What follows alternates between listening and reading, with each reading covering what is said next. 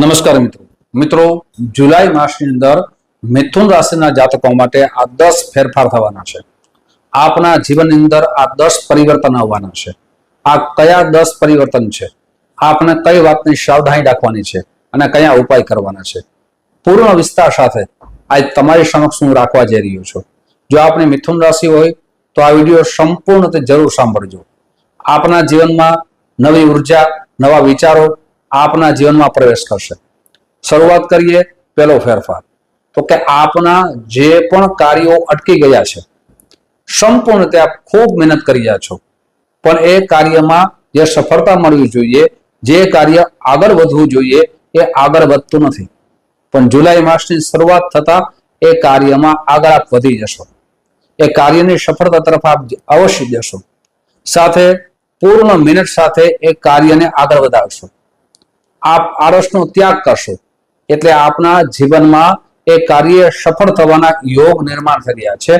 આ પહેલું પરિવર્તન આપના જીવનમાં આવશે। હવે બીજું પરિવર્તન, નોકરી બાબતમાં ખૂબ ચિંતા કરો છો કે આપ નોકરીમાં મહેનત કરો છો છતાં પરિણામ આવતું નથી। આ પ્રમોશન આપનું આગળ વધતું નથી, આપના સહકર્મચારી આપનો સાથ દેતા નથી, કોઈ પણ રીતે નાના મોટા વિવાદ થાય છે। તો હવે જુલાઈ માસની અંદર આપની જે ઈચ્છા છે, આપ જે મહેનત કરો છો એ નોકરીમાં પરિણામ દેખાશે। સાથે આપના સહકર્મચારી આપનો સહયોગ આપશે, આપના કાર્યના આપના બોસ પ્રશંસા કરશે, નોકરીમાં પણ અવશ્ય આગળ વધશો। હવે ત્રીજું જે પરિવર્તન આવવાનું છે એ બિઝનેસમાં આવવાનું છે। આ બિઝનેસ કરો છો પણ બિઝનેસમાં ગ્રોથ થવો જોઈએ, નવા ગ્રાહકો મળવા જોઈએ, આપની મીટિંગ સફળતા તરફ જવી જોઈએ, પણ એ સફળ થતા નથી। મીટિંગ કરો છો, પરિણામની ઈચ્છા પણ રાખો છો, પણ એનું પરિણામ આવતું નથી। હવે તેમાં પણ પરિણામ આવશે, બિઝનેસમાં આગળ વધશો। ખાસ કરીને વિદેશમાં જે લોકો બિઝનેસ કરે છે પણ સફળ થતા નથી, ત્યાં હવે સફળ થવાના યોગ નિર્માણ થઈ રહ્યા છે।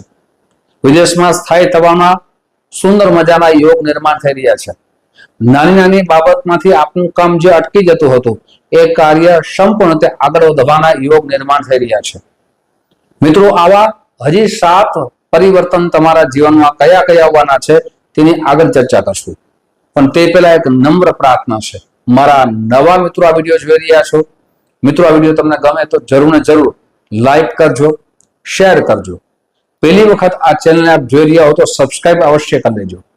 સાથે મિત્રો, ફેસબુકના માધ્યમથી આ વિડીયો જોતા હો તો મારા પેજને ફોલો કરી લેજો, સાથે આ વિડીયો શેર અવશ્ય કરજો।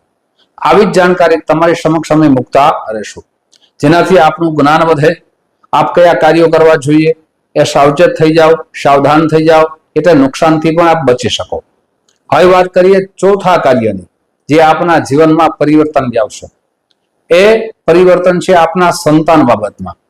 સંતાનમાં આપ ખૂબ ચિંતા કરો છો કે મારું સંતાન જે પ્રગતિ કરવું જોઈએ એ પ્રગતિ નથી કરતું, અથવા પિતા અને પુત્ર વચ્ચે જે વિવાદ થાય છે, હવે વિવાદ પણ દૂર થવાના ઉત્તમ યોગ નિર્માણ થઈ રહ્યા છે। આપ સંતાન પ્રત્યેના મતભેદ દૂર થશે, સંતાન આગળ વધે ત્યારે એમના માતા પિતા ખૂબ રાજી થાય છે અને એના ગૌરવ આગળ વધે છે, એટલે એ પણ તમારો સંશય છે, ચિંતા છે, દૂર થવાના યોગ નિર્માણ થઈ રહ્યા છે। હવે વાત કરીએ પાંચમી પરિવર્તન વિદ્યાર્થી બંધુઓ માટે છે। વિદ્યાર્થી બંધુઓ જે ખૂબ મહેનત કરી હતા પણ પરિણામ શૂન્ય અથવા પરિણામ આવતું ન હતું, જે ઈચ્છા હતી અને જે ક્રમાંક આવવો જોઈએ એ ક્રમાંક આવતો ન હતો, ખૂબ મહેનત કરી, એમના મા બાપ પણ મહેનત કરી, એ સંતાનોએ પણ મહેનત કરી, પણ વિદ્યાભ્યાસમાં પરિણામ નહોતું આવતું। જુલાઈ માસની અંદર પરિણામ દેખાશે, આપની બુદ્ધિ છે સતેજ બનશે, આપ મહેનત કરશો એનું પરિણામ ચોક્કસ રીતે આપના જીવનમાં દેખાશે। પરિવર્તન સાથે આપનું માન સન્માન વધશે। હવે છઠ્ઠા કાર્યની વાત કરીએ તો છઠ્ઠું કાર્ય એવું છે કે આપના શત્રુઓ આપને હેરાન પરેશાન કરતા હતા, આપ જે કાર્ય કરો છો એમાં કોઈ પણ પ્રકારની રૂકાવટ કરતા હતા, એ રૂકાવટ હવે દૂર થશે। આપ રૂકાવટ સાથે આપના શત્રુઓ પરાસ્ત થશે, વિજય આપનો થવાનો છે, આપને ચિંતા કરવાની કોઈ જરૂર નથી। મિત્રો, આ દરેક વસ્તુનો લાભ ક્યારે મળે છે? જ્યારે તમારા જન્મ ગ્રહો છે શુભ સ્થાનમાં હોય, તમારી જન્મ રાશિનો સ્વામી બુધ છે એ સારા ભાવમાં હોય, સારા ગ્રહોની ત્યાં દ્રષ્ટિ હોય, અથવા એમ કહી શકાય સ્વરાશિમાં હોય, ત્યારે તમને શુભ ફળની પ્રાપ્તિ થઈ શકે.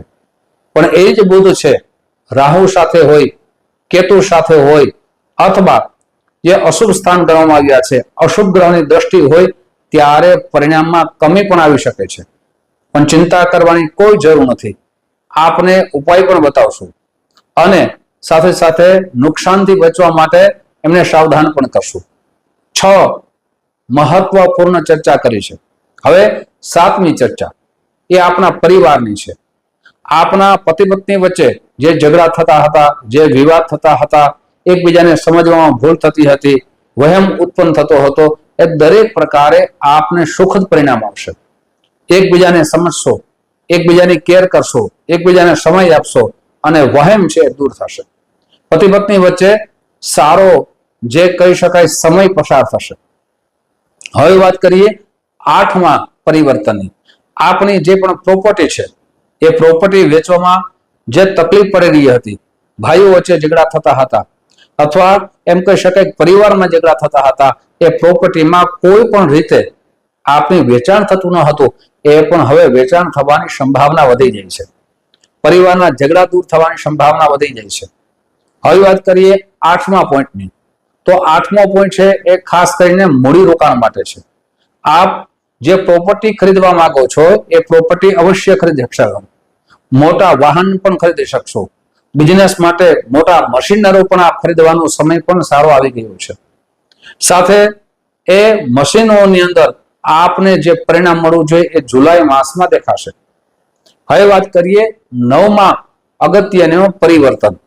એ પરિવર્તન છે તમારા સ્વાસ્થ્ય બાબતમાં.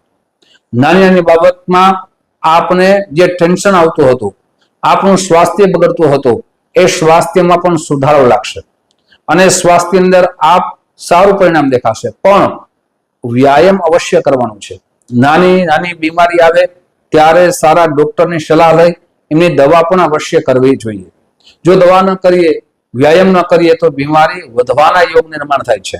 એટલે ખાસ કાળજી લેવાનો સમય છે. હવે વાત કરીએ લાસ્ટ એટલે કે 9મી, એના પછીની 10મી પણ આપણે અગત્યની પરિવર્તનની વાત કરશું. તો 9મું જે પરિવર્તન છે એ ખાસ કરીને આપના વ્યવહાર બાબતમાં છે. વ્યવહાર બાબતમાં એ છે કે આપ કોઈ વ્યક્તિને પૈસાની લેવડ દેવડ કરો છો, પણ એ પૈસા છે સમય સાથે આપને મળતા નથી અને આપના સંબંધો તૂટી જાય છે. એટલે એ લેવડ દેવડનો તો ખાસ સાવધાની રાખવાની છે. પૈસા બાબતમાં ખાસ સાવધાની રાખવાની છે. અથવા કોઈ પ્રોપર્ટીની ખરીદારી કરો તો ત્યાં દસ્તાવેજ પણ આપણે ચકાસવા જોઈએ. સાથે વાહન લેતી વખતે પણ સાવધાની રાખવી ખૂબ જરૂરી છે. હવે વાત કરીએ 10મા ખાસ કાર્યકર પોઈન્ટની. તો કે આપ યાત્રા કરશો, આધ્યાત્મિક બનશો, આધ્યાત્મિક તરફ આપનો રસ રહેશે, આપ સેવાના કાર્ય કરશો અને આગળ ચોક્કસ રીતે વધશો. સમાજની સેવા હોય અથવા કોઈ વિસ્તારની સેવા હોય, દેશની સેવા હોય, એ આપ આગળ વધવાના પ્રયત્ન કરી રહ્યા છો અને એમાં આગળ ચોક્કસ રીતે વધશો. આ તો વાત કરી જે લાભ થવાના છે તેની. હવે આપને કઈ વાતની સાવધાની રાખવી જોઈએ? તો પહેલી વાત છે કે આપને ખાસ કરીને આપની જીહવા ઉપર, આપની વાણી ઉપર કંટ્રોલ રાખવાની જરૂર પડી શકે છે. આપ જો વાણી પર કંટ્રોલ નહીં રાખો તો જે શબ્દો બોલવા જોઈએ એ શબ્દ ન બોલાય, અયોગ્ય શબ્દો બોલાય, જેનાથી સામેવાળા વ્યક્તિને દુઃખ થાય, તમારા સંબંધો તૂટી જાય, તમારા વેપારમાં નુકસાન થાય, તમારી નોકરીમાં નુકસાન થાય. એટલે ખાસ કરીને કાળજી લેશો. બીજું એ છે કોઈ પણ કાર્ય ઉતાવળથી કરવાની જરૂર નથી. પછી વાહન ચલાવતી વખતે પણ સાવધાની રાખવાની જરૂર પડી શકે. એટલે કોઈ પણ કાર્ય શાંતિપૂર્વક વિચારીને આગળ વધવું જોઈએ. કોઈની લોભાવની ચાલમાં ન આવી જોઈએ. સાથે ત્રીજી જે સાવધાની છે એ ખાસ કરી વ્યવહારમાં છે. વ્યવહારની અંદર આપને કુશળ બનવાની જરૂર પડી શકે છે. સામેવાળા વ્યક્તિને જે પણ ઉત્તર અને કાર્ય છે વ્યવસ્થિત રીતે કરશો તો આપણા જીવનમાં વ્યવહાર પણ સચવાઈ જશે, આપણા સંબંધો પણ સચવાઈ જશે. એટલે ખાસ કાળજી લેજો. સાથે ચોથી જે છે એ કાળજી લેવાની છે તમારા કાર્યની. આપ આળસ પ્રવૃત્તિ રાખશો, આજનું કામ કાલ ઉપર છોડશો તો આપ આગળ વધવાનો સમય છે એ સમય ગુમાવી દેશો. એટલે એ પણ સાવધાની રાખવાનો સમય છે. હવે વાત કરીએ ખાસ કરીને ઉપાયોની. કયા ઉપાય આપણે કરવા જોઈએ? સૌથી પહેલા તો આપની જન્મ કુંડળી બતાવી, જે પણ અશુભ યોગ થતા હોય આપની કુંડળીના માધ્યમથી એનું શાસ્ત્રોક્ત પૂજા અવશ્ય કરાવવી જોઈએ. આપની જન્મ કુંડળી બતાવી અને બુધનો રત્ન પન્ના પંચાંગ કર્મ કરી, પૂજા પાઠ કરી અને પછી જ ધારણ કરવું જોઈએ. ઘણા બધા મિત્રો કેવલ ને કેવલ સ્નાન કરાવી, સામાન્ય જપ કરી અને ધારણ કરે છે. પછી અમારી પાસે આવે છે, અમને કહે છે કે રત્ન ધારણ કર્યું, ઘણો સમય થઈ ગયો, કોઈ ફળ મળતું નથી. તો શાસ્ત્રીય અનુસાર એમનું જપ અનુષ્ઠાન કરવું જોઈએ, ચલિત પ્રતિષ્ઠા પૂજા કરવી જોઈએ અને પછી નિયમ સાથે ધારણ કરવાથી પરિણામ મળે છે. અને ભગવાન માથે ભરોસો રાખવો જોઈએ, શાસ્ત્ર માથે ભરોસો રાખવો જોઈએ અને એ શાસ્ત્ર અનુસાર ચાલીએ તો એનું પરિણામ મળે છે. હવે સરળ ઉપાય બતાવું છું. આપને બુધવારના દિવસે તો ખાસ પ્રતિ દિવસ કરો તો ઉત્તમ છે, પણ બુધવારના દિવસે ગણપતિ અથર્વ શીર્ષના 11 પાઠ કરવાના છે. પ્રતિ દિવસ જેટલા પાઠ થાય એટલા અવશ્ય કરજો.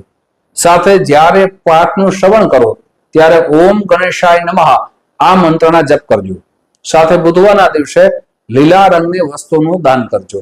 જો આ રીતે કરવામાં આવે તો ગ્રહો પણ સારું ફળ અવશ્ય આપશે. મિત્રો, આવી જ જાણકારી તમારી સમક્ષ મુકતો રહીશ. આપ જે પ્રેમ આપો છો એ પ્રેમ બદલ આપ સૌનો હૃદયથી ખૂબ ખૂબ આભાર વ્યક્ત કરું છું. ફરીથી મળશું. જય શ્રી કૃષ્ણ. મહાદેવ હર.